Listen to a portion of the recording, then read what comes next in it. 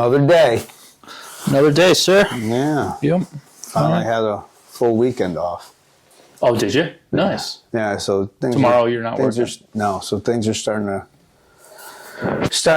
simmer down. I mean, we still got National Guard and everything out there. Yeah. But, yeah, things are starting to settle down. We'll see.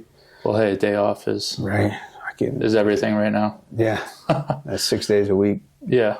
For, no less than 12 hours. Right. It sucks. Yeah. I was deployed and I was like working, 6:30 at night to 6:30 in the morning. Yep. And just nonstop. Yeah. It's like Groundhog's Day. You know what I mean? Right. Like do that. A lot of times stay way after the 6:30, but go to the hotel, shower, try and get some sleep for a few hours, come back, go through the whole thing again. It was just monotonous. And it's like a 5-hour drive to get to that area from here too. Right. And then so when I worked the last day, I got out at 7. So I worked at 6:30 at night, got out at 7, went to the hotel, got my stuff, and then drove 5 hours back. I was exhausted.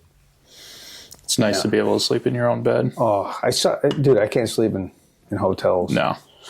It's hard. It's hard. But when we go in in a tent, like when we're hunting, like I could sleep. Sleep like a baby too. In a freaking cot, yeah. Yeah. Yeah.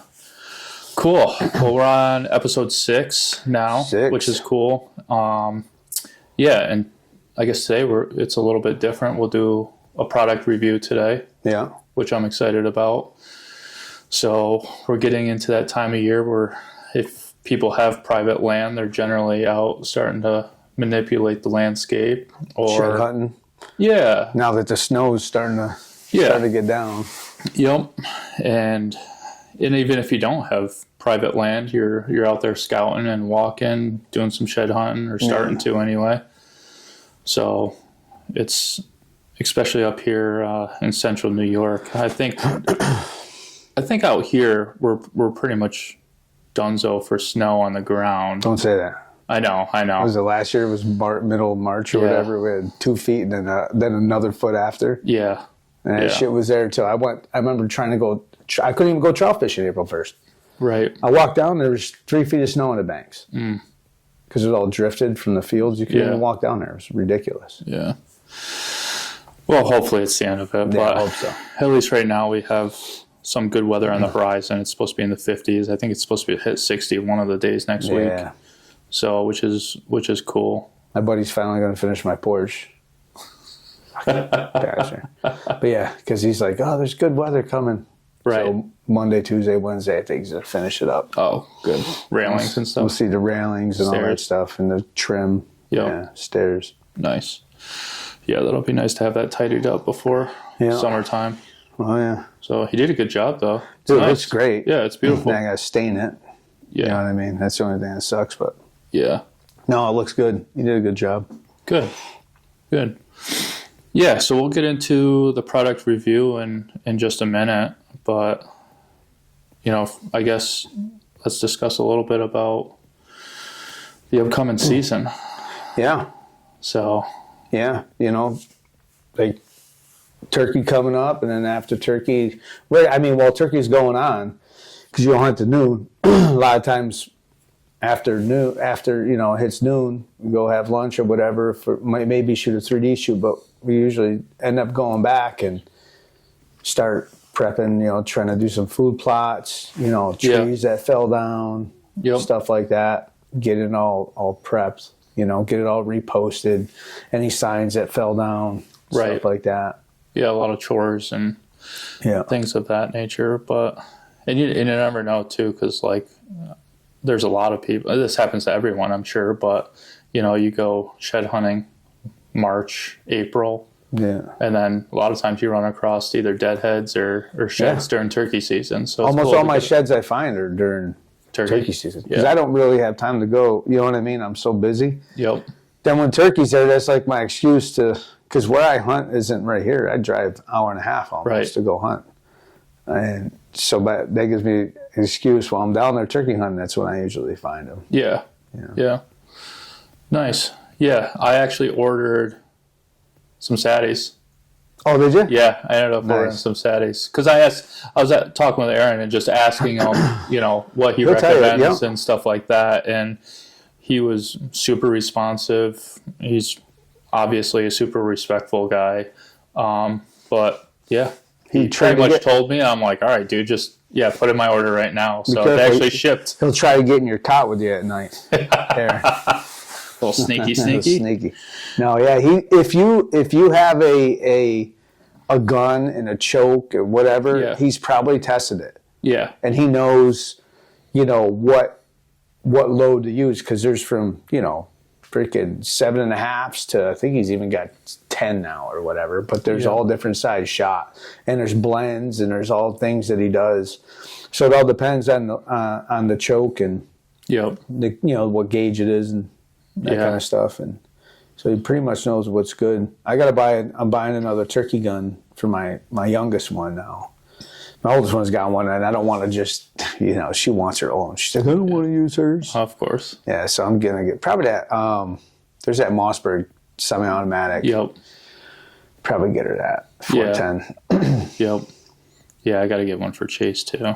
So soon. Might go up and check out Frank's. Yeah. Matter of fact, Gotcha. we'll have Guy Fabiano, my buddy. He's going to come on. Matter of fact, he's in Florida right now, and I just talked to him because we're going to do that pheasant hunt, and he's got the dogs and everything. Yep. He goes there all the time, so that's why we got to wait till after the 12th. He gets back from Florida on the 12th, Gotcha. and it's got to be a Sunday because he usually works at Frank's and Yep. stuff like that. So No, that'll be cool. yeah, That'll be fun. But yeah, so I should have those soon. They shipped out this morning actually, which was pretty quick. yeah. Where'd you get them sent to? Glenville, the gun center. Okay. Right down the road from me. So, Yeah. which is where I bought my turkey gun Would too. you end up? Did you get 3-inch or 2 3/4? He recommended 3-inch. I think we went with 8. Yeah. So yeah, I ended up getting like 5 boxes. I know. So I'm like, I just want to stock up now and just get it done with. So because I want to run some through the gun too. Yeah. But it gets expensive after a while. Oh, I to know. That's run it why. through. So I recommend, like, when you get a gun, I don't know if you have even if it's just a bead. I start off with a freaking like a pheasant load. Oh yeah, And, for sure. and see where the pattern is, and especially if you got a red dot. So like my daughter's 410, it's got an aim point.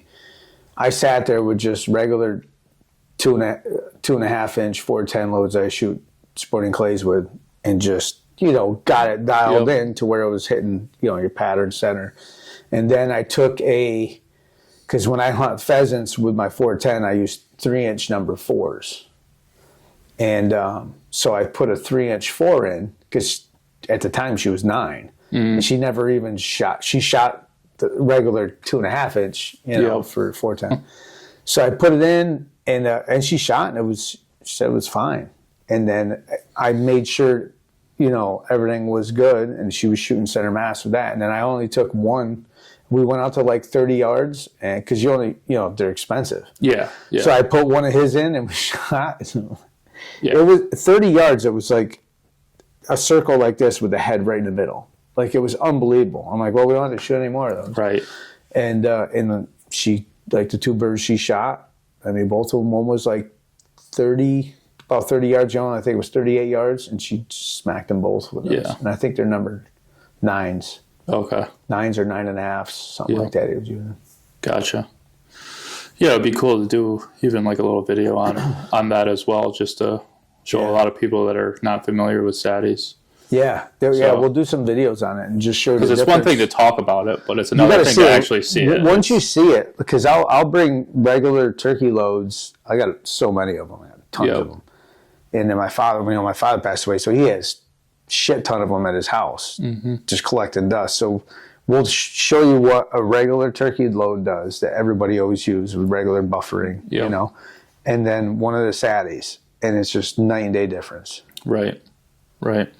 Yeah, so that'll be really cool. I'm excited to pull Yeah. one through a bird. Oh, it's fun. Yeah. So, and then I also made some arrows this week too. Oh, did you? Yep, made some arrows. Nice. So, yeah, worked out absolutely perfect. Did you square the ends? Did you get a square? Yep. I got one of those arrow squaring devices. Yeah, ran through everything. I'm using the tack vanes. Yeah, I used them when you're. Yeah. So everything's good. Now I was going to shoot this morning just to test them out because I got my F5s came in. Oh, did they? Yesterday afternoon. So I just made a couple of those I want to test them first. I ended up getting 24 of them. So yes, yeah, you need them. Yeah, if we're going to shoot a couple of tacks. Yeah, definitely. And then other 3D shoots that we do too. Right. We'll go. I like going to Reinhardt 100. You'll have to come with that. That's in Connecticut. Okay. It's good. Yeah. 100 times 50. You do 50 North American animals, and then there's 50 like African. Oh, cool. Even a great white shark. Like there's everything you can think of. The land giraffes, life-size giraffe, elephant, that's hippo, cool. Rhino. There's even dinosaurs. There's like a T-Rex, like a huge T-Rex. Right. Velociraptors and all kinds of shit. And that's all on that African side. Nice. It's fun. Nice. Yeah, that sounds fun. I would definitely do that. So yeah, we'll see. I'm going to run them through, just make sure that they're all good. But yeah. I'm fine with the weight and all that stuff. So nice. Yeah. So I'm super pumped to try them out this year. So I found out the ones that I had made before when I got my VXR, the Matthews there, they were like 450 altogether. So my new ones are 486. So one of them a little bit heavier, but everything's good. So I'm psyched about that. Get out there, run them, make sure they're all good. So yeah. Then I got to make one of my friends, he's an older guy, lives down the road from me. He saw that, so he wants some made too. So I'm like, let me run mine first to make sure that we're good. But make sure you clean. A lot of people don't know where you're gonna fletch arrow, get like rubbing alcohol on the rag. Yeah, really clean because all that carbon will come off, and people will get arrows and they'll fletch them, and after a few shots, a random fletch will fall off, and they're like, I don't understand. I used enough glue. Well, you didn't prep it right. Same thing on the oil inside. From your hands. Same thing when you cut it. I take it and I have a little like a water thing, and I'll stick them in there and get the carbon out. And I take a Q-tip and I do it till it dries. You'll see it keep coming out black. And once it's clean, and once I started doing that, I've never had an insert pull out. I mean, I broke the arrow. I use that G5. It's called G-Lock. It's blue. Yep. Dude, I'm telling you, I'm pulling on it. Like sometimes some of the targets, like there's a red stag. You'll see the one that's like standing up at an angle. And you shoot that. If you hit it, we're shooting 100, 120 yards at it. And if you shoot like where the shoulder is, like it's a good shot. It's right in, like on the edge of the 10. Yeah. There's like a metal bar or something goes through there and you hit it and you can't pull it out. I'm pulling and snap my arrow. Because the insert won't pull out at all. Right. Huh. Yeah. No, I did. Yeah, I definitely did all that stuff. So I actually took one of those, what are they called? The prime and pen? I have the prime and pen too, but where you clean the guns. Like a little brush. The clean and brush for those. I actually found one that has the size for my arrow, so I use that also to kind of get in there and clean it in. The F5's like a Q-tip's perfect. It's just the right size. Oh, yeah, absolutely. Like, Yep. So, because that's one thing that I like to take my time with is all that, because especially if you're spending the money on freaking arrows. Why not take the little extra time? Some people are like, oh, I should. No. I'm like, well, I'm taking the time to do it and spending all this money. I want to do it. I want to make sure I'm doing it. So right. I always, dude, I got all kinds of fletching. I got all kinds of jigs and everything. And then I started using, so this is what I use for 3D. Yep. Zinger. I use the Zingers, and this is the mini mag. So it's real tiny, low profile. I mean, you'll see I shoot this 150 yards. It's like a dart, dart. And they just slide on. Now, if I put a wrap on it, like my hunting ones, it's a different size fletch. But this is what I use. Just because the wrap itself where it can slide, or If you put the wrap on and where that is not Okay. sliding. So I like these to come off because now if I break an arrow, I can grab it and yank it off, Yeah. right? Or, you're just able to pull them off when arrows break. They'll move it. yeah. Hey, listen, I've had it over here. I've moved it all up and down the shaft. I'll shove the same no matter where I moved it. yeah, Yeah, but still, it doesn't move, no. so that's good. No, but Nice. so the biggest thing is, so how I knock it is like that. You'll see, because when you're going them 150-yard shots, right, your bottom, your sight housing's way down here. Oh, right. So yeah. I could get it really close to this. That's why I went with lower profile, because Yep. now I could get my sight housing way down, and then you'll literally see the circle of the housing go right between them two fletches. Gotcha. When I was shooting 130 yards, it would just be right, and it would just pass right over it, Yep. and I wouldn't have any contact. You know what I mean? So that's why I went down to the smaller ones. The bigger ones, I'll show you. Here's these are what I use. What I use for hunting are these. So see the difference. Oh yeah. See Yep. the depth. Yep. How deeper. So it just catches more air. Yeah. Right? So more stability. Yeah. But yeah. So these are what I use for hunting. It's just like almost like what the heck are they? The Blazers? Like a blazer. Yeah. Say like the same size as blazers. Yep. But same thing, it's one piece, and this is on a wrap, so you Right. it doesn't come off. Some people like it like this, and they leave them on so they move, and then when you shoot the deer, Right. it pops off, and then you know right where you hit the deer. Yeah. A lot of guys do that. But yeah, so them are two different sizes you could see. Yeah. But yeah, these shoot like darts. I can't tell you how many people I'll be we'll be at the warm-up range, and they'll have some targets like, 80, 90, 100 yards out there, and I'm shooting, and there's just shit ton of people. Yeah. And everybody's waiting, and people are like, what are you shooting? They're like lasers. The guy kept going, they're shooting like laser beams. And I told him, I was like, I fletched a whole dozen of them in like a minute. Oh right. He's like, yeah. what? And then he's on the ski slope ordering them, That's awesome. Yeah. Yeah, no, I'm excited to get out there and start trying it, because again, like I like to fiddle around with that stuff, and again, everyone. I just don't have time. I used to be down here, Yeah, right. fletching arrows, fletching for me, my buddy. I had a certain color for hunting. I had a certain color for 3D. Yep. I do all my traditional fletchings.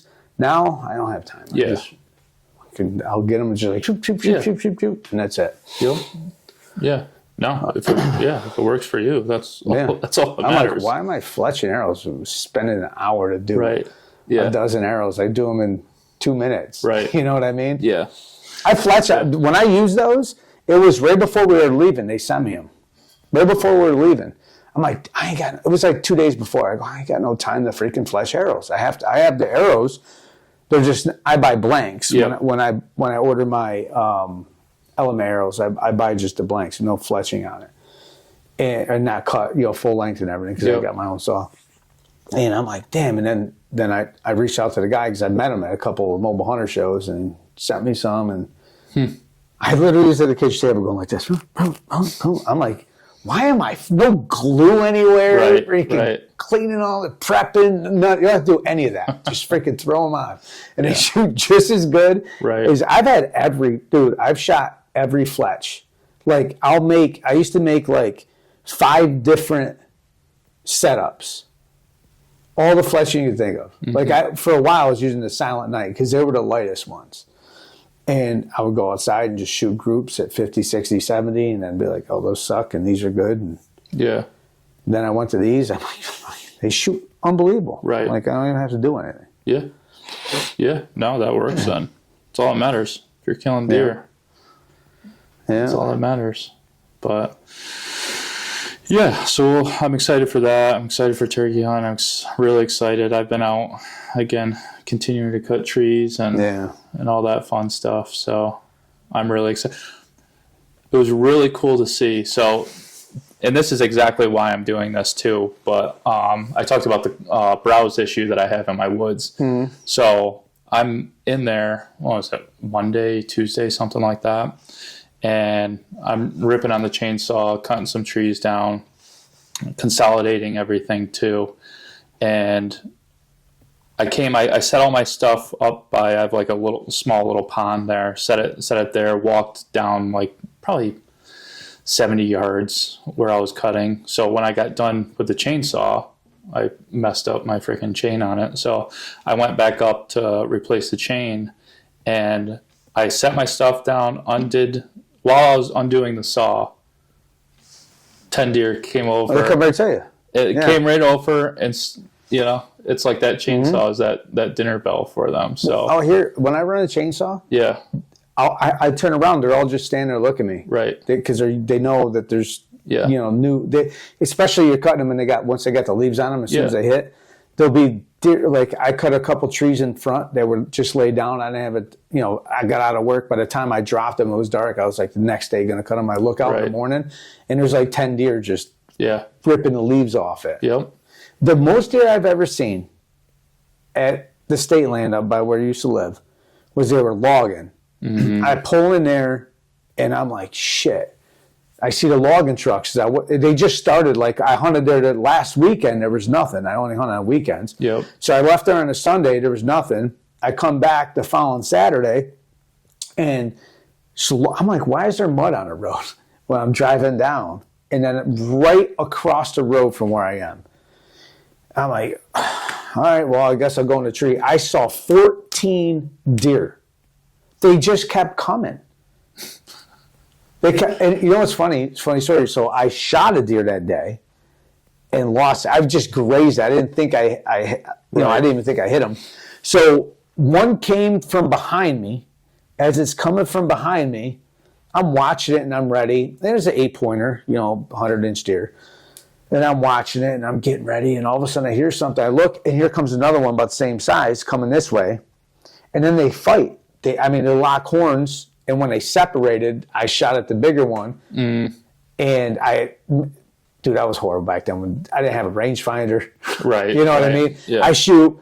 I thought I missed it. And because they just kept fighting.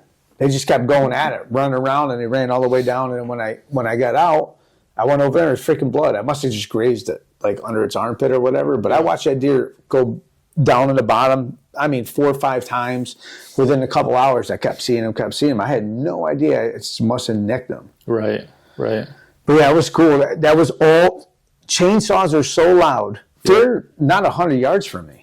Right. And I'm seeing all these deer around me. Yeah. It's so crazy. Yeah. No, it's wild. And it just goes to show you too, like with my property anyway, it's like if there was enough browse there, it probably wouldn't be like that, at least that much anyway. Yeah. But I'm talking about Well, they just within love it. a minute or two. Oh yeah, it's There's fresh. tons of browse around here. Yeah. I drop a tree, it's like you're throwing corn out. They just all freaking. I'll turn around. There'll be 5, 6 of them because around here is deer in the yard all the time. Right. And they'll just be all standing. I'll wake up in the morning, look out the sliding glass door over the deck, and I'll look, and there'll just be like 10 of them just eating the leaves off the trees. Well, they eat a shit ton. I read a couple of studies. They eat like 5,000 to 6,000 pounds a year. That's crazy.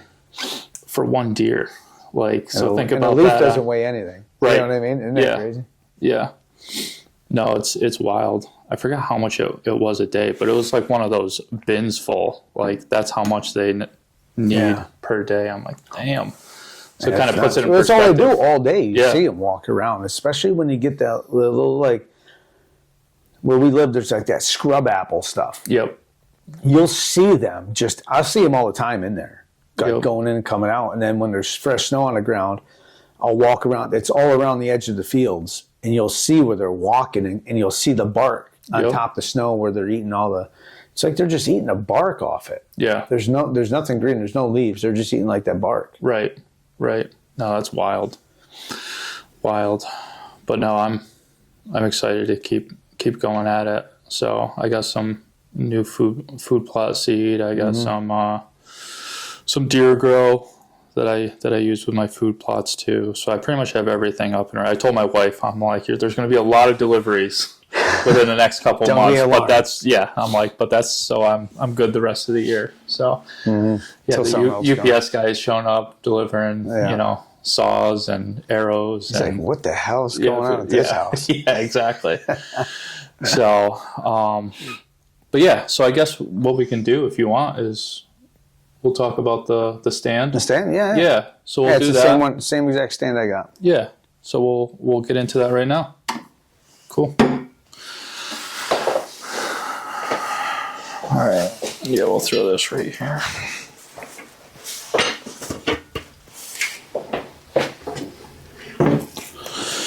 Yeah, I finally got the straps in. These were back ordered. So many people ordered these, they couldn't keep up with the production on the straps. Yeah. So on this stand, there's these cutouts, right? Yeah. Hold on. So you got me looking at that.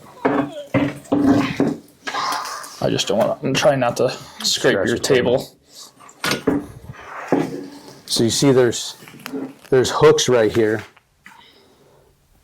and that pin where your strap goes just slides right in there, and so this locks in, and this is the shelf. This is where I put my tree stand. And you just take a gear tie and just put gear ties around it. But I'll have my stand and all my gear right on here, and I packed a deer out with this too. Your backpack. Put my backpack here. Yep.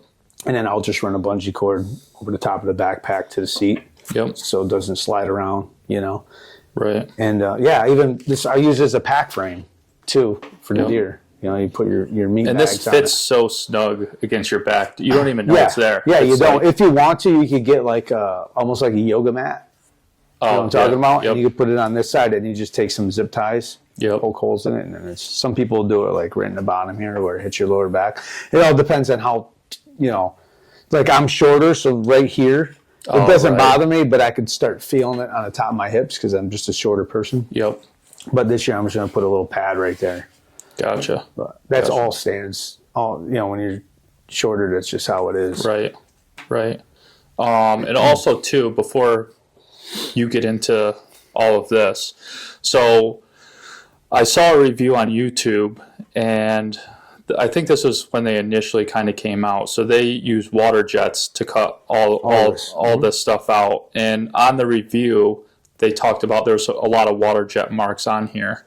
So the credit goes to obviously the owners, Jared and Josh, but they listen. So they end up using a machine afterwards now and cleaning all this stuff up. Me, myself, I could give two shits about if there's a mark on here at the end of the day. But I guess someone cared, and there's some water jet marks kind of throughout here, but they just essentially ended up utilizing their machine, and they clean all this stuff up now. So in case anybody does end up going and looking on reviews and YouTube and stuff like that, just know that was definitely taken care of.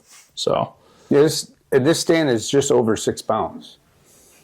And this one's 8 pounds. This is the Rize. Oh, you got the one up. So the one I have is 6 pounds. This is 8 pounds. Okay. Yep. Yeah, mine is a touch smaller. Yep. Okay. Yeah, because this is the Rize, and then you have the Ultra, right? Ultra. And my hooks are outside. Yep. Because it's a little bit smaller. Yep.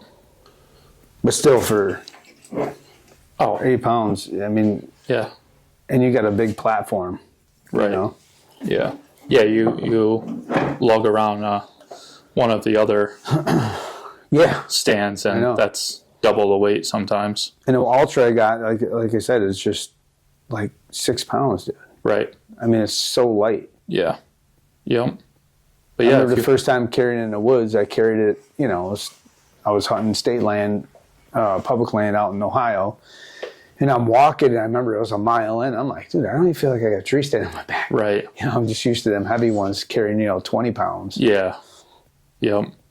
No, it is nice because everything's right there, compact and tight. You're not hitting any branches. Everything's like the frame of your body. Yep. There's nothing sticking out anywhere, right? Everything's kind of within the frame of your body. Right. Right. Even, I'm assuming even with yours being on the outside for the sticks, it's still compact enough. Right. Yeah. And I guess with the sticks, And that's the biggest thing right there is the magnet. So Yeah. they magnet together. This is like their patent is the magnet. Yeah. So then with this magnet, right, they magnet together, but there's hooks. You got them? Yep. No, I don't have them with hooks. me. So they go on your belt, and it's got like half a circle, and this will slide right in there. Yeah. And then you'll have your sticks together like this, hanging, one on one side, one on the other side, and I'm just climbing the tree, and I'm just grabbing it, and I'm just ripping, Sticking it on. sticking it on, go up to the next one, same thing, Yep. And you could really, once you, like right now, I'm just yanking them apart and putting them together. Yeah. But you could be, really quiet when you pull them apart. Like they don't, you don't really make any noise. And then you can put some felt. There's a lot of different things. Once you start doing it, you find your own way. You know what I mean? Yep. Yeah, it works great. Yeah.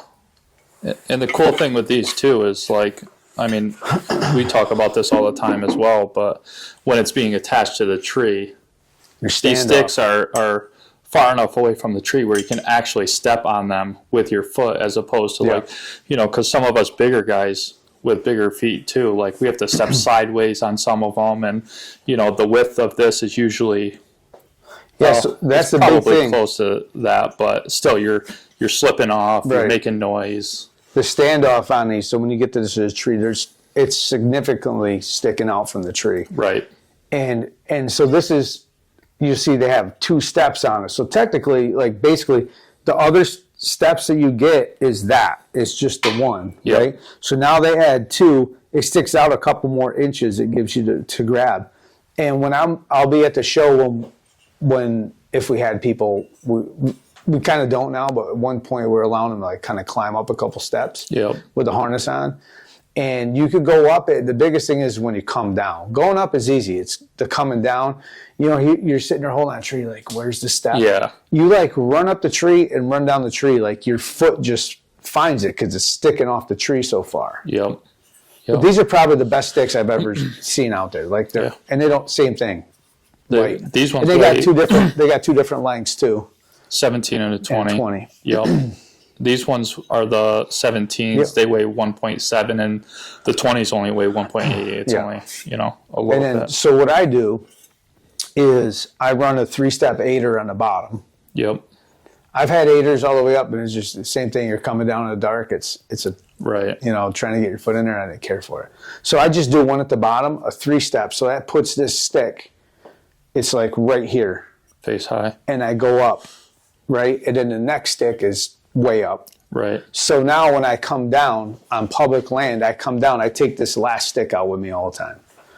I take it out with me, I wrap it up, I put it in my pack, and you're not going to, the stick is high. It's like probably, 10 feet or so. You'd have to try and do a pull-up, have somebody put you, and you're a couple miles back in the woods. Nobody's even bothering it. So I've never had anybody take my stand, but I always take this one stick out. Yep. And I come back, I just put it on there, and I use daisy chains on my sticks. Gotcha. I don't use the straps. I use daisy chains. They're quiet, easy. Yep. I put it on there. I just whip it around. It's not making any noise. There's no buckles or nothing. It's just a rope with all the links. It's almost like a chain. Yeah. Yep. And that's it. Once you figure out how to do that, there's a couple different techniques you can use, and Yep. you just run up the tree and you're making no noise. Yeah. And they do come with, you can either get the regular buckles or they can come with ratchet straps too. Yeah. But, now if you're going to put this up on your own property and just kind of like hunt out of it, you're not going to be as mobile. Oh, right. Then use the straps. But if you're going to be like mobile, I recommend like the daisy chains. Yeah. But no, they have good, same with the stand itself, but the teeth, you can literally you ever see hit these up against the tree. They'll just stay there. Yeah, I did that with one of them actually. But they're not going anywhere on there. No. So, and the one thing that I noticed too, especially in one of the reviews, is because this happened to one of the sticks that I had, it was up higher, and I did see this in a review. The kickouts. But yeah, the kick out. So this being a little bit closer to center, it stops the bottom from wanting to kick out because it's more centered. Yeah. Yeah. So But yeah, no, it's cool. And I think, yeah, it works great. And then here's your seat. Like you said, it's locked in there. You put stuff on it, and then we just open it up. And now there's an adjustment here underneath the seat. You could raise and level the seat up and down. You see there's a little washer thing in there, right? So you can get the seat level. And then you have this adjustment here to level it. So this slides up, your cable's up, so it puts it, see how it's tilted up now? So depending on the tree, you could adjust it. And then what I do with my stand, so that's like level. I use it as a hybrid. So I hunt out of my saddle, right? I've hunted with saddles. I got platforms, and after 3 hours, I don't care what anybody says, it's not that comfortable. right. So then you get the hybrid where you're using a tree stand. I hunt out of it like a saddle, but at any point I could turn around and sit down. So when I hunt, I'm limited on time, right? So I got to use my vacation time. I'm sitting in the stand as long as I can. There's times if it's the peak rut, I'll sit from dark to dark. Saddle's freaking tough. Yeah. You know what I mean? Yep. So I do the hybrid, so I could turn around and sit down, so I could hunt it both ways. I just let the slack out of my tether, and I could turn around and with my back to the tree, and I could stand there and shoot like a normal tree stand. Right. Or I could turn around, take the slack out of my tether, and shoot like I'm shooting out of a saddle or out of a saddle platform. But I'm just using this as a platform, and it's so much bigger than the saddle platforms. Your feet start hurting. Because, I always got the bigger ones. Like, I love the trophy line, the Onyx. That's what I use because it's big. I could stand without any tension on my saddle. I could just stand here all day. Like, that's not uncomfortable. It's when you start leaning, and now your feet are digging in. People get plantar fasciitis, wrecks their feet. You got to get real stiff sole boots, like Crispies and all that, to do that if you want to be comfortable. But I started doing this, and then all I do is, when I'm doing that, I take this and I put it down. So now it's sloped a little bit. See how it's sloped down a little bit? Yep. And it gives you that comfortable feeling on your feet, because you're leaning back in the saddle, and it keeps your feet so you're not, like, your feet aren't torque, kind of like you're just standing natural, just back with your feet are still flat. Your ankle's not bent. You're in a natural position in the stand, and you can adjust that however, depending, how you use your tether, if you like it really long or short or whatever. But I adjusted there, and then I can still turn around, even though it's a little slope. I still turn around. The deer I shot this year, I shot it off the side of my stand. But doing that way. And the year before, though, I shot the deer. It come across. I watched it come. I just pulled my tether right up over my shoulder. Yep. And it came right across. Now I shot it right in front of me. Now in the saddle, I want to be able to do that. Right. So in the saddle, I'd have to get my bow up over. I'm freaking swinging all the way around. This, I'm just standing still like I'm shooting in my backyard. Right. And shot him. At like 12 yards or 14 yards, whatever the hell he was. Yeah. But I think this is the best way. I like it. And now you don't have to get a crazy saddle that's, when you're saddle hunting, like you're in that saddle and it's holding your weight all day. Yeah, you need a real good one. But when you hunt like this, you don't need a crazy expensive saddle. Right. Literally all it's doing is just kind of like stopping me from falling backwards. Yeah. That's how it is. I don't have, most of the time I'm standing normal like this. Right. Why the hell would I lean? And then I see a deer, then I'll lean back and I can swing all the way around the sides of the tree. Yep. And just make sure if you're doing that, I put a daisy chain on the top. Yep. And then down here I have one of the straps, pull straps. Because if you don't want to put side pressure. Oh, right. Kick out. Right? Yeah. So that's why there's 2 Versa buttons there. Yep. Yeah, again, even those teeth. I mean, those teeth are. Oh, yeah, again, you don't want to rely on it, but still, it's. But nice if you're hunting a regular without a saddle, you don't even need. Oh, right. That's only if you're pushing on the side of it with your feet. Yep. Like I'll have 1 foot here and 1 foot here shooting around the back of the tree. Yep. So that's a cool thing with the saddle, a hybrid. I could shoot 360 degrees around the tree. Where if you're in a stand, you really can't shoot that much behind a tree. If you're in a saddle, you can't shoot straight behind you, where this kind of gives you everything. Yep. And once I've done it, it's been a couple years now, and I love it. And so many other people are starting to do it too. Yeah. No, it makes sense. I mean, especially if you have a setup that, you can use a hybrid where it makes sense. I mean, sometimes you don't, depending on how much back cover you have. But yeah. And then why wouldn't you use the hybrid version? I take this, so this leans against the tree. I have another one of these pads here, and my knees just go right into the pad. Gotcha. The same pad, I just have another one on the bottom. Gotcha. So if you're hunting up against a tree, you don't need knee pads. You just put your knees right up on that nice cushion. Yep. But yeah, there's a lot of different ways to do it. That's how I like it. It's been real successful. Yeah. There's some places you can't. There's times where I just hunt out of it like a normal tree stand with my regular harness. I don't even do hybrid. But what's nice about saddle hunting is it puts the tree in between you and the deer. Like I had a lot more luck with that. Deer not spotting me at all because I'm kind of just using the tree as cover, and I'm set up to shoot my strong side, right? So this is the tree. I want to shoot the deer like right here. Right. So as they're coming, you know what I mean? The tree's in between you. They don't see you. It's not like if I'm sitting on this side of the tree and they're coming, I'm just in the wide open. Right. It's different. You're kind of playing You don't get picked up. But there are some spots where I sit normal. Like there's a big, kind of a thicket, like it's real thick pines. The deer come along the edge because deer like edges. I just have this right up on like a pine tree, and then I just sit. I just bring my regular harness and sit normal. Right. I have so much good back cover. They don't even. Especially in the they pine. don't see me. Yeah. Yeah.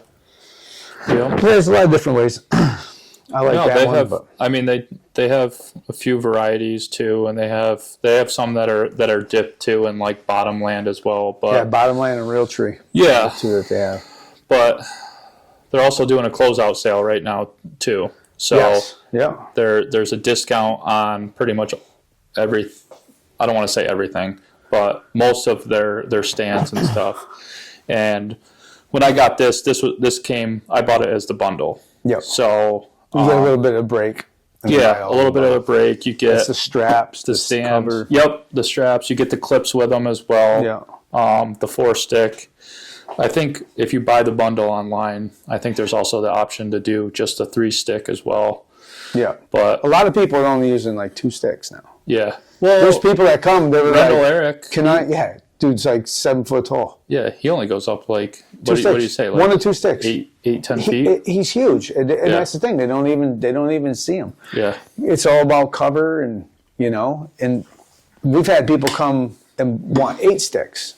Like for what? To get up higher. Oh, I was like, holy shit. Yeah. He's going up there. I only get 12, 14, right. 15 feet now. I used to get 30 feet. Right. Oh, yeah. Till my rope, Yeah. I had a pole rope, and that was like 30 feet long. Yep.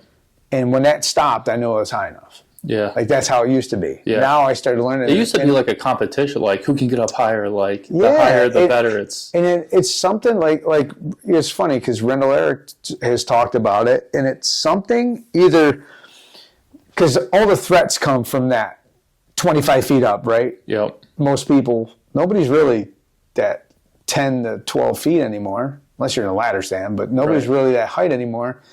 And it's something about maybe their eyes. Like he said, deer sees here, and there's just must be this area.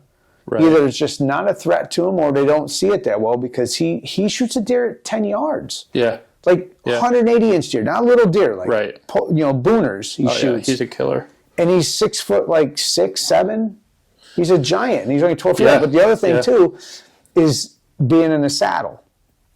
So when you're you're in this stand, and this is the tree, if you're standing normal, you're just sticking out of the tree, right? So the deer will see this nice tree, and you see this blob. Right. But when you're in a saddle, or hybrid, your feet are like this. So now you're coming up, you look like a branch. Right. You look like a natural angle of a tree branch. You're not this whole blob that's just a square You know what I elevating. mean? It sees your feet coming off the main Right. main part of the tree, and you're just in an angle like that. Yeah. And it just looks more natural. It's a combination of that because, I mean, it's not just him. You have DeQuestos. Cody gets, 6-8 feet off the ground. He's Yep. 1 or 2 sticks. Yep. And he's using a freaking stick bow. Right. You know what I mean? So there's something about it. You don't Yeah. even have to get up that high anymore. Yeah.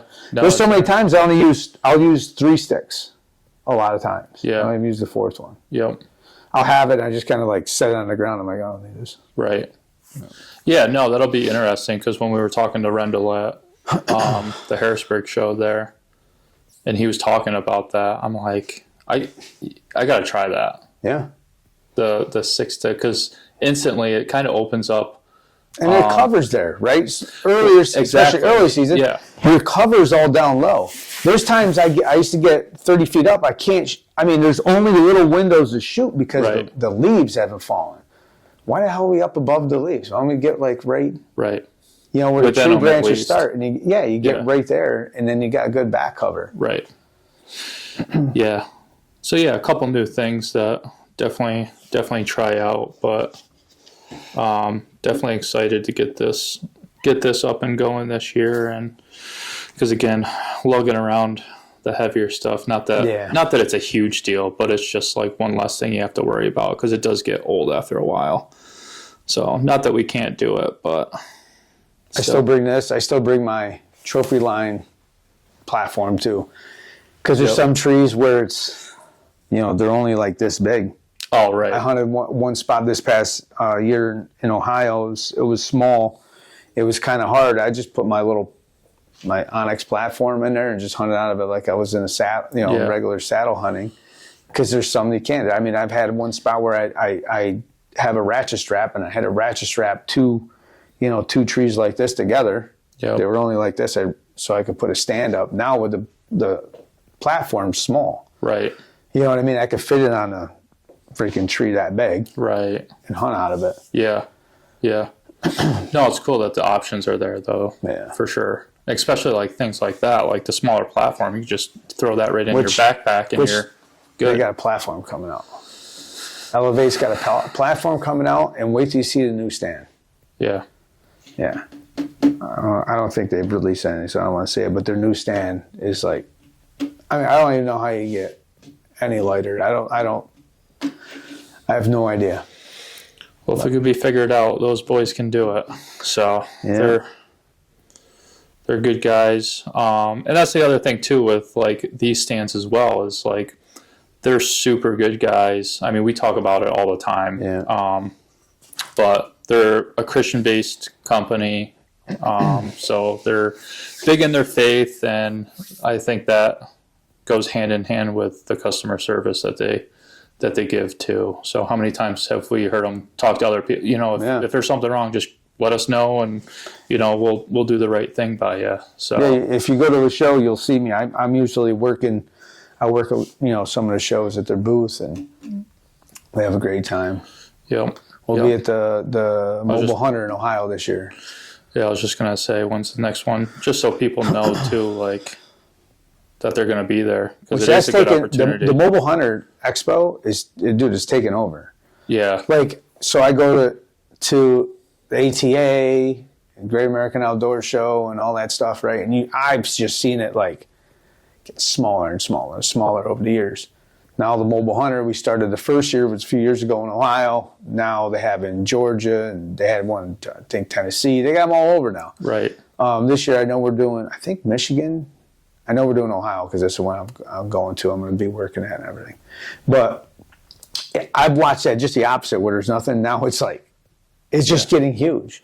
Yeah. It's more friendly. Like there's every tree stand company that you could think of is there. Right. Everything. You could go try them. Every saddle company. It's all Mobile Hunter stuff. Yeah. You know what I mean? Yeah. And like the one year in Ohio, you were able to shoot your bows. They had some stuff set up in the back, and you were in a tree, and you were shooting out of a saddle. You could try whatever saddle and platform you want, and you were shooting your bow at a 3D target. Right. So that was pretty cool.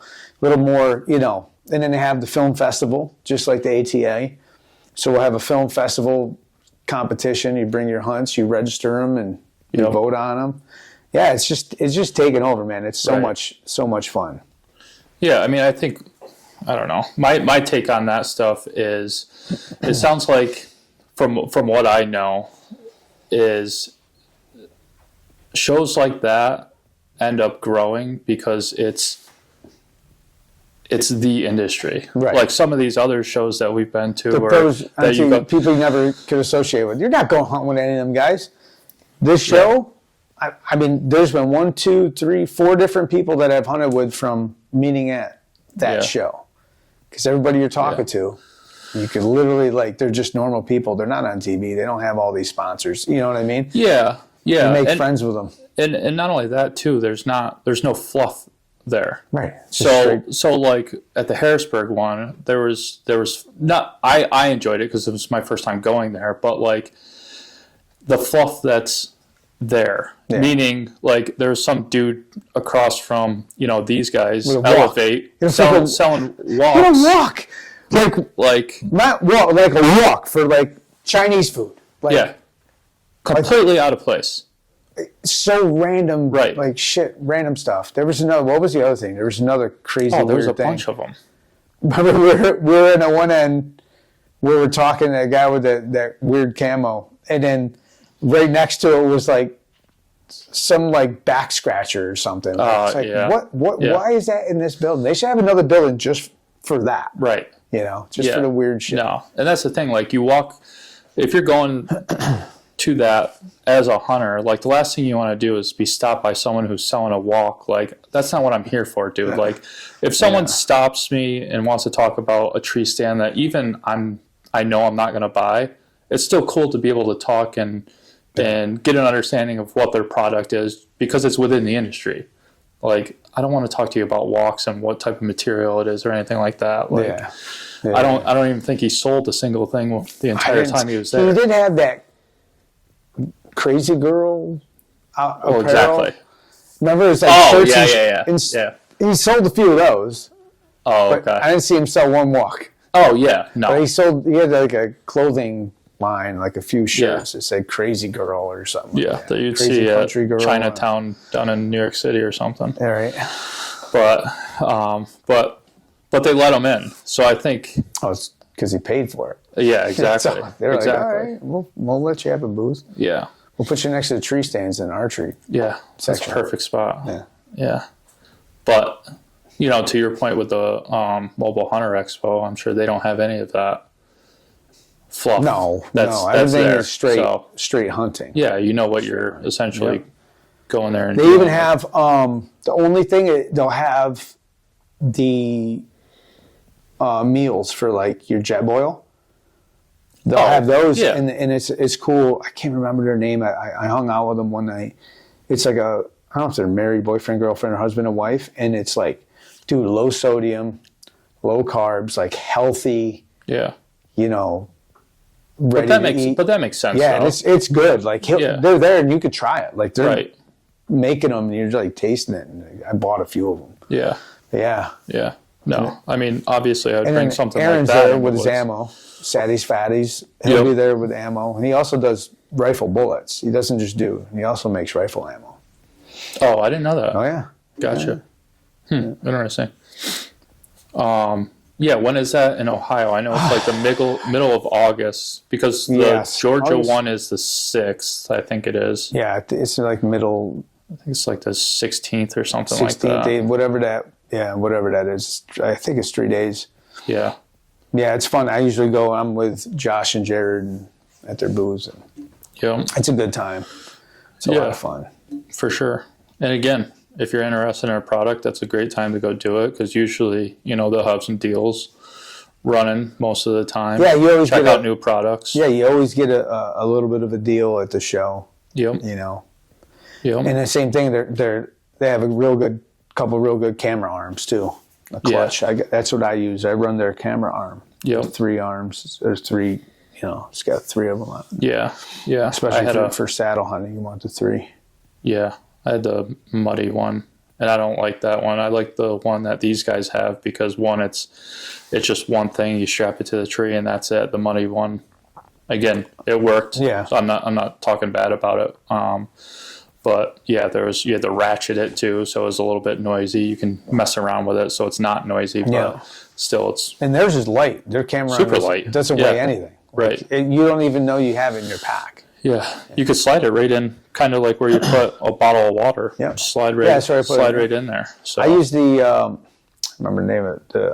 I use the Trophy Line pack, and it's made for saddle hunting. It's got a place for a platform.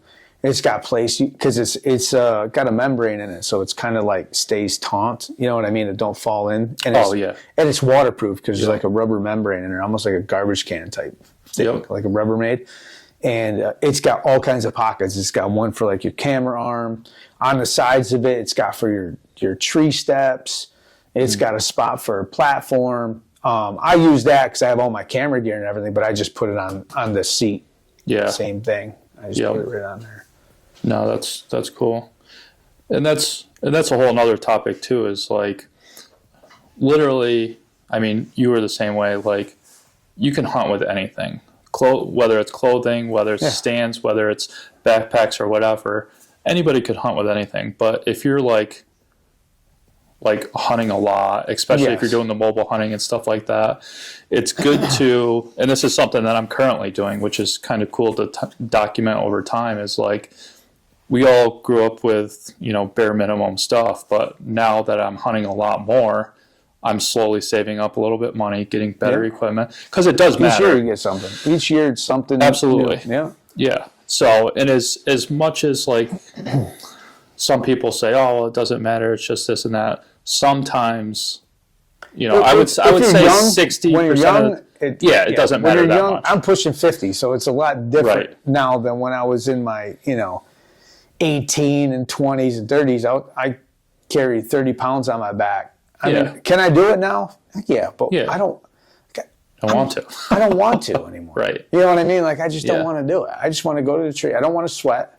Right. I want to get there without freaking being soaking wet. Before I would run to the tree and freaking sweat and didn't care. Right.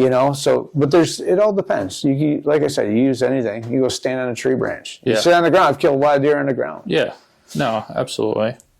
And you just kind of start finding your groove, or like if you find out something's not working where you're hunting a certain way, where it's like you're just trampling in, you're carrying a bunch of shit and things are clanking and stuff like that. That's the thing, like being quiet. You definitely want to start consolidating some of that stuff, whether it's having a really good, pack to be able to organize all of your stuff, or, getting a stand like this. So you can, have all of this stuff here all compact together, and on top of that putting your bag on it, so it's just one unit. You're going in, you don't have to worry about things clanking and all that stuff. And some people believe it and some people don't believe it. Some people are like, oh, I thrashed through there and get to the tree stand and there's nothing wrong with that. And if that's the way you want to hunt, that's great. But if you're not getting the success that you want, start looking at little things like this. Exactly. You got if you're doing something all the time and it's just so many of my friends will have these bucks on camera and they see them, but when they hunt, they never see them. And then as soon as they leave, they're getting pictures of them. I'm like, well, that's your entry and exit issue you have. You're obviously pushing them because as soon as you're not here, he's coming to your camera. You're bumping them somewhere. Your setup's not right. You know what I mean? So little things like that, if you see them and you're not getting them, you have to change something. Right. You know what I mean? You can't just continue to do what you've been doing. And if that's what you want to do, to just kill spike horns, that's fine. Yeah. You know what I mean? But some people, they're like, I'll get met all through hunting season. Like once hunting starts coming, like the amount of trail camera pictures, questions, like people I don't really know. Right. You know what I mean? Yeah. And they're asking questions. What should I use? Is there buying something or whatever it is? The questions. And then when the season's out, dude, I'll have one time 3 different people all shot deer. And they're trying to find it. And they're like asking me all these questions. Like, what do I do? And they're showing me pictures. And then I'm up here trying to watch TV or something with my kids. And I'm like, Right. Send me a picture of the blood. Do this, do that. Send me a pin. Yep. And I'll look on Onyx and I'll be like, look at the topography and be like, all right, maybe he went there. But stuff like that. Right. Yeah. But then you'll see they'll change. They'll be like, oh, that was right. just the way you call, the way you rattled. All different kinds of things help a lot. Yeah. And everybody has different ways. Some people will be like, this is the only way. You got to do it. So it's not like that at all. No. Yeah, and at the complete opposite end of the spectrum, if you don't want to buy stuff, there's also people who are like, I'm buying nothing but the best, but their woodsmanship is awful. Garbage. You can't buy good woodsmanship.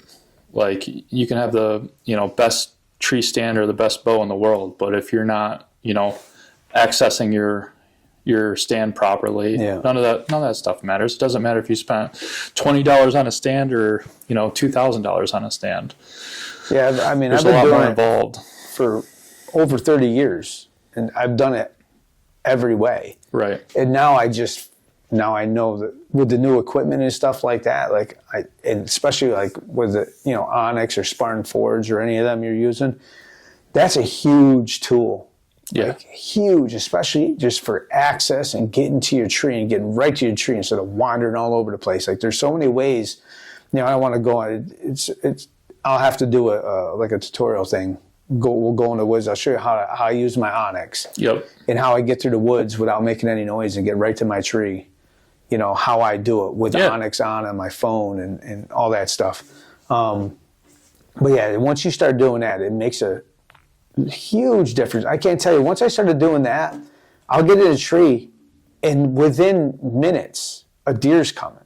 I never used to be like that. Right. It would be very seldom, but this is like the majority of the time. I get up in a tree, a deer is coming soon. Yep. I mean, there's times I got in Ohio this year. I got up in a tree, and that deer is he's good 160s, 165. And I just got up in a tree. I sit down.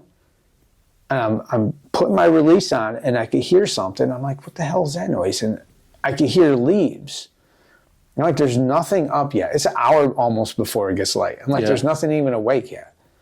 And then I hear it come closer. It's a deer making a scrape. I could hear the leaves getting kicked. And eventually he's coming closer, and it was so dark. I'm like, he's right here. Right. And I just can't see him. And then I see a glimpse of him because like the way the moon was coming through. And then when I get my binoculars up, he's only, 15 yards, I think the scrape was, 18 yards.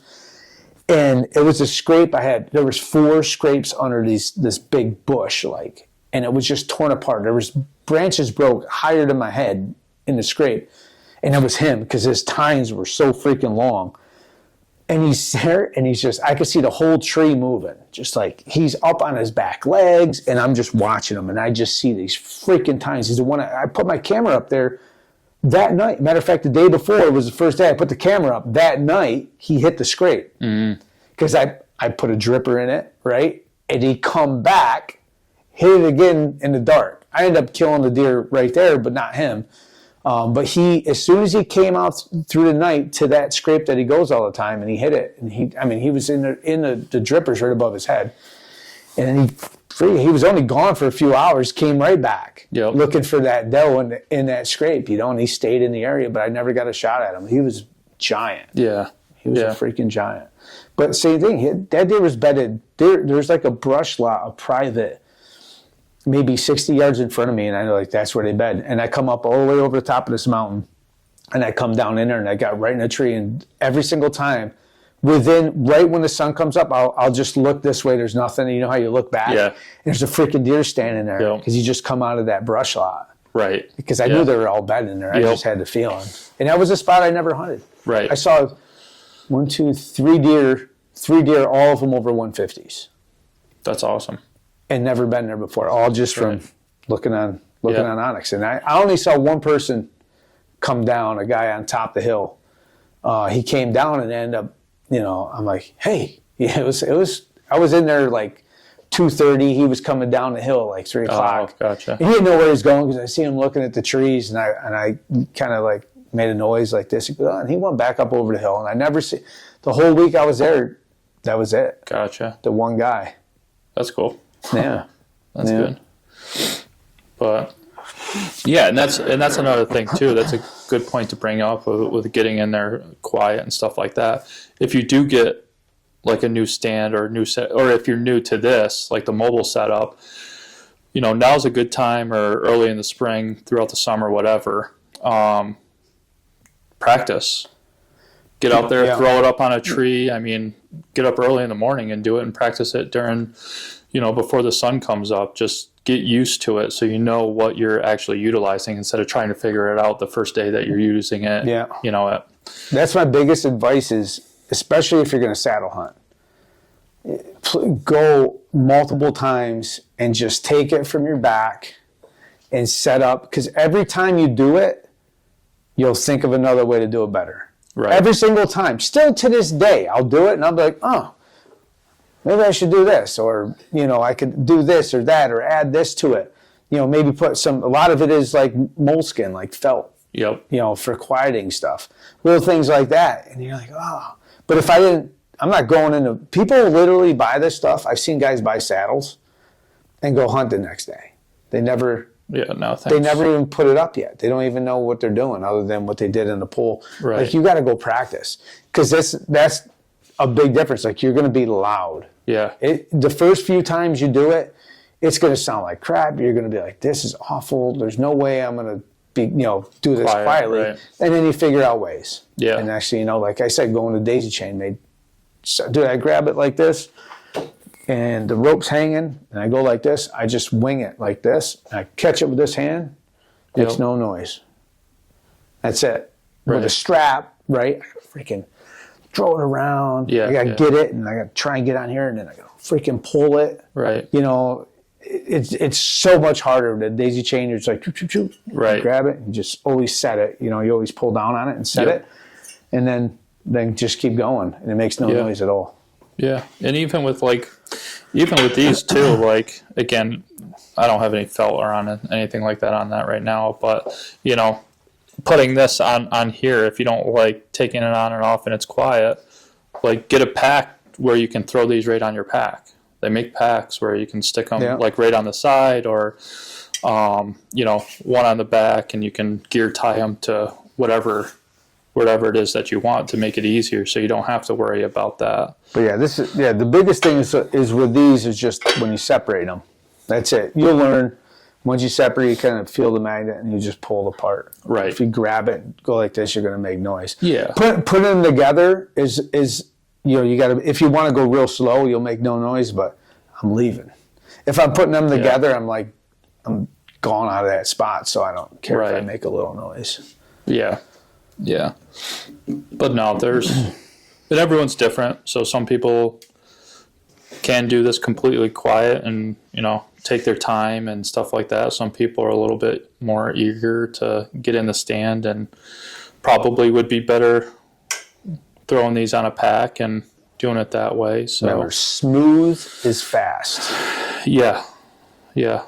And again, you're waking up early in the morning or getting out there early in the day. The last thing you want to do is ruin a hunt over, rushing or whatever. So find what works best for you, and you can only do that by getting out there and practicing, throwing this on a tree and working your way.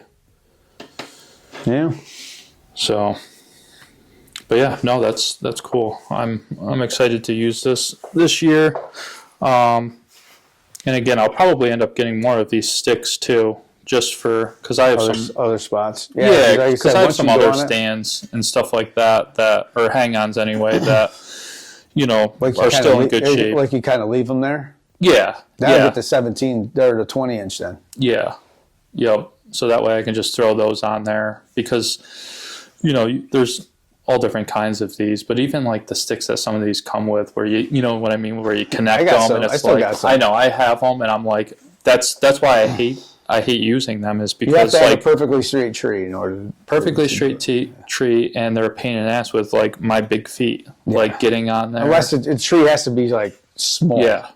Because there's a couple pine trees that I'm in like that with one of those. Yeah. And it's just enough that it's the way they stick out. Oh, right. But if it's a big tree, you're on your toes or your Yeah. heels trying to climb the thing. Yeah, and if you don't have felt or something like that on there, they're squeaking if you have Yeah. boots on and all that. So, but Yeah, man. yeah, we'll run it. Maybe we'll even do a video of actually putting one up or something like that, just to show how easy it actually is. Because it really doesn't take much of anything at all. I recommend it, the daisy chain, and that takes some practice. Yeah. There's a same thing. There's a couple different ways you could attach it. Yep. I figured out a real good way. A couple other people do it. I think my buddy Chris Leppert, he had a tutorial like video on it, the way he does it, and I like it. And he the way you cinch it through and pull, and it's like really pulls it tight to the tree. Yeah. No, that's what's cool about going to those things is people are always like looking to try to find the next like best thing, like not to make it like, well, I guess to make it easier, I guess, but just more efficient. That's all it is. So, efficiency kills. Yeah, that is for sure. I know, man, that was good. So yeah, that's all we have. If you guys have any questions, You got to break its cherry this year. Yes. Oh, we're breaking cherries this year. We're breaking cherries. Yeah. No, but if anybody has any questions, obviously feel free to reach out to Jared or Josh, or reach out to us. Yeah. So Jeremy talks to him often. I talk to him sometimes, and we can help out wherever we can.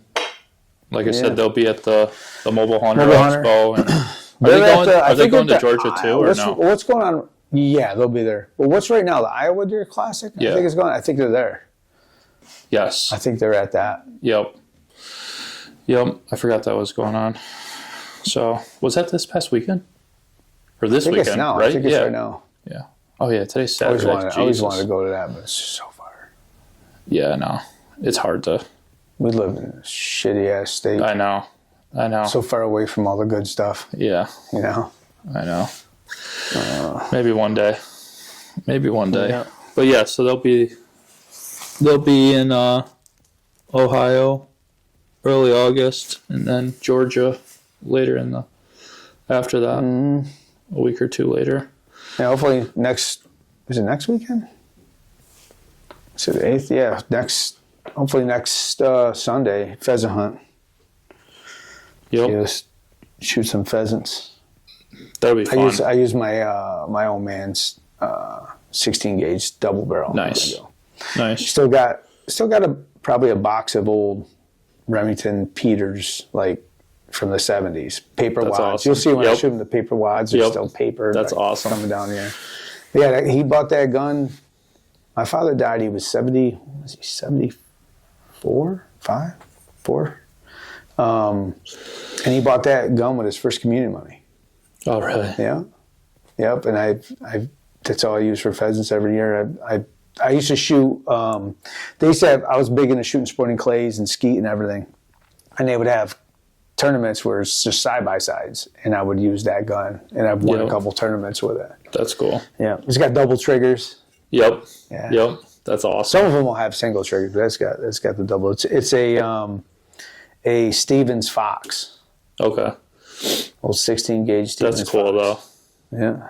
No, I haven't. Geez, I haven't shot a pheasant since I was probably 13. Yeah, it's fun, man. Yeah. We go to Mountain View. There's great dudes. When we have our Pheasants Forever banquet, he's always there. He supports it. He donates. Matter of fact, the pheasant I'm going on, he had it there and I ended up winning it. That's awesome. Yeah. He's got dogs. If you need dogs, then my buddy Guy, he's got his own dogs too. Yep. They're labs. The guy from Mountain View, he's got pointers. Oh, all cool. short hairs. Yep. Yep. I like the labs. It's a little bit faster pace. Gotcha. Yeah, I never used dogs before. I had a dog. Actually, the one dog that I did have, it was a German short hair. He kicked one up for me, but I never used dogs before, so that would Me be neither. cool. Till I started. Yeah. Till I got into on the board for the Capital Region Feds Forever. Yeah. It's fun, man. It's a blast. Yeah. No, that'd be awesome. We'll do 2 free youth hunts, then 2 free women hunts, and then we do a couple veteran hunts where it's free. Yep. You just sign up when we have it out there. You come, we give you a breakfast. There'll be some door prizes or whatever. We even give you, I think, 10 bullets, some extra ammo we have. Nice. You ask from 4, 10, 28, 16, 12. We have it all. Yep. And we'll just hand a little baggie of bullets to everybody, and we all go out. Perfect. No, that's good. It's a good way to start off like hunting too, like newbies and stuff like that. Yeah, it's fun. Interactive, and same with like turkey hunting. Yeah. So. And we're gonna video it, so see if we get a couple people to video. Yeah. Make like a little hunting video out of it. Yeah. Pheasant hunting video. It'll be fun. Be good just to get out. I'm so sick of being inside with this cold weather, and it's beautiful up there too. It's great. He has deer hunts and stuff there. yeah. Yeah, it's fun. You go up there, you'll see a lot of beautiful, like big mountains, these big fields on these hillsides and stuff. Yep. He's got all kinds of switchgrass and all the right habitat for him. Yeah. He trains dogs. I think if you buy a dog, I know he breeds them, and I'm pretty sure he trains them too. Like if you got a dog that you want to get trained, he'll train it. Him and his daughter. I think his daughter does it too. Mm-hmm. Yeah, they're real good people. Nice. Yeah. So we'll get that. Yeah. We'll get that up and going. But no, it was cool to go over this. And like I said, if anybody has any questions, just let us know. I think next week we're gonna have Bubba. Our buddy Bubba. And then we got a bunch of good people lined up. We're just getting things set up. So once I get the big screen, the TV and stuff like that. Then we can have call-ins, and we got a bunch of people, good people that want to be on. And, Yep. That'll be cool. All right, man. Sounds good. That's it. So I guess we will close this out, and hey, remember, use the code. Yeah. Yep. Element Arrows. You're looking for arrows. You got a lot of 3D shoots coming up, tax, all that stuff. Get some arrows. I mean, you can't beat it. It's got to be 30-something% off. Yeah. At least. Yeah. With our code. Yep. Yeah, because I think, you get a good. It's a good code for sure. Yeah, you're saving like $30. You're not like saving at least. You're not saving like $5. Yeah, like if you're putting in a $200 order, I mean you're getting $60-$70 off. Yeah. So I think that's about what it was for me. So that's pretty significant. Yeah. Yep. So utilize it. Like I said, I started doing up some of my arrows too. Jeremy's been shooting these arrows for a while. So if you have questions, just let us know. Oh, there's 2 weeks is a 3D shoot. Right here, down the road. Really? My club? Yeah. Oh, nice. Yeah. March, what is it, 20-something, whatever the hell. I just saw it the other day. They posted. I was like, oh, that's right. We always have one before April. That's cool. Yeah. So we'll go shoot that. Yeah. Maybe do some video and stuff. Yeah, absolutely. Nice. Well, yeah, we'll keep everybody updated, and yeah, man. Thanks for watching. Yep.